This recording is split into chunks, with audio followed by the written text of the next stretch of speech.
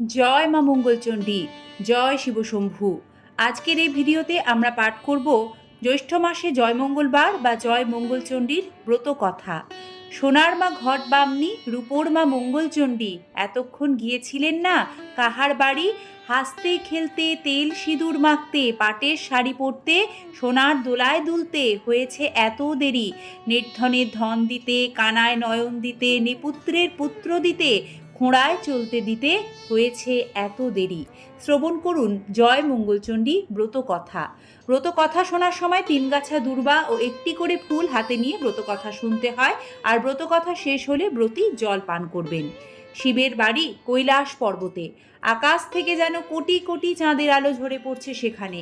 গন্ধর্ব, কিন্নর, যক্ষ ও বিদ্যাধরদের গানে কৈলাসে শিবলোক পরিপূর্ণ হয়ে আছে। এমনি একটা দিনে মা ভগবতী পদ্মার সঙ্গে বসে গল্প করছিলেন। এমন সময় হঠাৎ মায়ের মনে এলো যে মর্তে তার পূজার প্রচলন হওয়া দরকার, তার ব্যবস্থা করতেই হবে। এই কথা শুনে পদ্মার খুব ভাবনা হলো। সে ভাবতে লাগলো কেমন করে মর্তে মায়ের পুজোর ব্যবস্থা হতে পারে। পদ্মার এই ভাব দেখে মা বললেন যে এর জন্য কারুকে ভাবতেই হবে না, তিনি নিজেই তার পুজোর ব্যবস্থা করবেন। আর করলেনও তাই। মায়া করি ধরে মাতা জড়াতির বেশ, হাতে লাঠি কাঁধে ঝুলি, পুরী পরে কেশ। এমনই এক বুড়ি ব্রাহ্মণের বেশ ধরে মা চললেন মর্তে। এই বেশে মা উজানি নগরে এসে উপস্থিত হলেন। সেই দেশে এক সদাগর ও এক বেনে বাস করতেন। সদাগরের 7 ছেলে ছিল আর বেনের 7 মেয়ে ছিল। একদিন মা মঙ্গলচণ্ডী এক বুড়ি বামনির বেশ ধরে প্রথমে বেনের বাড়ি গেলেন। গিয়ে বললেন, ও মা, 2টি ভিক্ষে দাও গো। বেনে বউ তাড়াতাড়ি ভিক্ষের থালা সাজিয়ে ভিক্ষে দিতে এলে বামনি তাকে জিজ্ঞেস করলেন, তোমার কয় ছেলে কয় মেয়ে মা? বেনে বউ বললেন, আমার 7 মেয়ে মা, কোনো ছেলে নেই। বামনি তখন বললেন, আমি ছেলে 8 কুঁড়োর মুখ দেখি না, আর মেয়ে 8 কুঁড়োর ভিক্ষে নি না। এই বলে যেই মা চলে যাবার জন্য প্রস্তুত হলেন, অমনি বেনে বউ কেঁদে তার পায়ে পড়ে বললেন, যাতে ছেলে হয় তার একটা উপায় করো মা। বামনি তাকে একটি ফুল দিয়ে বললেন, এই ফুল ধুয়ে জল খেলে তোমার ছেলে হবে, তার নাম লেখো জয়দেব। এই বলে বামনি সেখান থেকে চলে গেলেন। আবার সেই বামনি সদাগরের বাড়ি গেলেন। গিয়ে বললেন, ও মা, 2টি ভিক্ষে দাও গো। সদাগর বউ একইভাবে ভর দুপুরে ভিক্ষের থালা সাজিয়ে ভিক্ষে দিতে এলে বামনি তাকেও জিজ্ঞেস করলেন, তোমার কয় ছেলে কয় মেয়ে মা? সদাগর বউ উত্তরে বললেন, আমার 7 ছেলে মা, কোনো মেয়ে নেই। বামনি তখন বললেন, আমি মেয়ে 8 কুঁড়োর মুখ দেখি না, আর ছেলে 8 কুঁড়োর ভিক্ষে নি না। এই বলে যেই উনি চলে যাবার জন্য প্রস্তুত হলেন, অমনি সদাগর বউ কেঁদে পায়ে পড়ে বললেন, যাতে মেয়ে হয় তার একটা উপায় করো মা। বামনি তাকেও একটি ফুল দিয়ে বললেন, এই ফুল ধুয়ে জল খেও, খেলে তোমার মেয়ে হবে, তার নাম রেখো জয়াবতী। এই বলে বামনি চলে গেলেন। যথাক্রমে 2 বউই পোয়াতি হলো। বামনির কথা অনুযায়ী তারা তাদের ছেলে মেয়েদের নাম রাখলো যথাক্রমে জয়দেব ও জয়াবতী। জয়দেব ও জয়াবতী ক্রমে বড় হলো। একদিন যখন জয়াবতী মা মঙ্গলচণ্ডীর পুজো করছিলেন, তখন জয়দেবের পায়রা উড়ে এসে জয়াবতীর কোলে বসলো।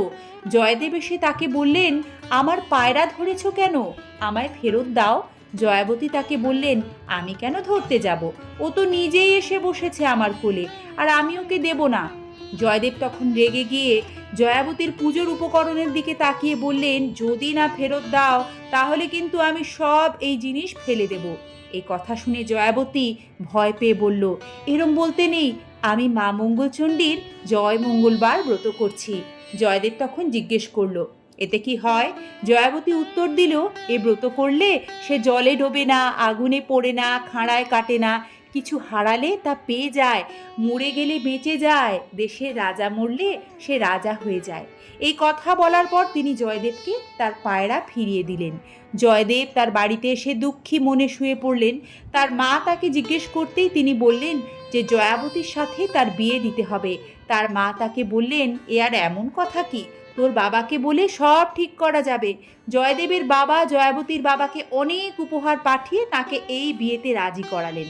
জ্যৈষ্ঠ মাসের একটি মঙ্গলবারে তাদের বিয়ের দিন ঠিক হলো। বিয়ে হয়ে যাবার পর বাসর ঘরে যখন জয়দেব ঘুমের ভান করে শুয়েছিলেন, তখন জয়াবতী নিজের আঁচলের খুঁট খুলে গদ বের করে খেলো। জয়দেব আশ্চর্য হয়ে জিজ্ঞেস করলেন, এটা কেন করলে? জয়াবতী বললেন, আজ মঙ্গলচণ্ডীর পুজো কিনা, ও পুজো করলে কি হয়? জয়দেব আবারও জিজ্ঞেস করলেন। জয়াবতী বললেন, এ ব্রত করলে সে জলে ডোবে না, আগুনে পড়ে না, খাঁড়ায় কাটে না, কিছু হারালে তা পেয়ে যায়, মরে গেলে বেঁচে যায়, দেশের রাজা মরলে সে রাজা হয়ে যায়। বিয়ের আগেই তো তোমায় বলেছিলাম। পরদিন সকালে 7 ডিঙা নানা ধনে পরিপূর্ণ করে জয়াবতীর বাড়ি থেকে রওনা দিল সবাই।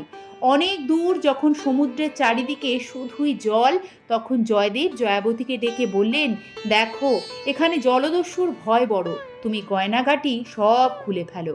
সমস্ত গয়নাগাটি খুলে নিয়ে জয়দেব একটা পুঁটলি করে জলে ফেলে দিলেন। ফেলে দিতেই একটা বোয়াল মাছ সেই পুঁটুলি গিলে ফেললো। তারপর যখন জয়দেবের বাড়ি বরকনে এলো, পাড়ার সবাই তাদের বরণ করে তুলতে গিয়ে যখন বউয়ের গায়ে গয়নাগাটি দেখতে পেল না, নিজেদের মধ্যেই বলা বলি করলো, মা গো, মেয়েকে গয়নাগাটি কিচ্ছু দেয়নি। জয়দেবের কথা কানে যেতেই তিনি সবাইকে চুপ করতে বললেন। জয়দেবের বোনেরা বলল, শ্বশুরবাড়ির ওপর কি টান দাদার। এরপর যখন বউ ভাতের সময় এলো, তখন আরেক সমস্যা উপস্থিত হলো। কোনো জলাশয়ে নাকি মাছ পাওয়া যাচ্ছিল না। জেলেরা বারবার খালি হাতেই ফিরে আসছিল। এই কথা শুনে জয়াবতী জেলেদের সমুদ্রে জাল ফেলতে বললেন। জেলেরা সেই কথা মতো সমুদ্রে জাল ফেলে ওই রাঘব বোয়াল মাছটাকে ধরলো, কিন্তু মাছটা এত বড় হওয়ায় কেউ সেটা কুটতেই পারছিল না। শেষে জয়াবতী বললেন, আমি মাছ কুটবো। শুনে সকলে হো হো করে হেসে উঠল, কিন্তু জয়াবতী মা মঙ্গলচণ্ডীকে স্মরণ করে মাছ কুটতে গেলেন। যেই না বটির গায়ে মাছ ঠেকালেন, মা মঙ্গলচণ্ডীর দয়ায় অত বড় মাছ কেটে টুকরো টুকরো হয়ে গেল, আর সেই গয়নার পুঁটুলি তার কোলে এসে পড়ল। তারপর জয়াবতী যখন সব গয়নাগাটি পরে ঝমঝমিয়ে ঘর থেকে বাইরে বেরিয়ে এলেন, সবাই তাকে দেখে অবাক হয়ে গেল। জয়দেব সেই গহনা ফিরে পেতে মনে মনে ভাবলেন যে সত্যি তো হারানো জিনিস ফিরে এলো। এরপর রান্না করার কথা এলে জয়দেব বললেন, জয়াবতী এবার রান্না করবে। জয়াবতী তখন মা মঙ্গলচণ্ডীকে স্মরণ করে রাঁধতে গেলেন।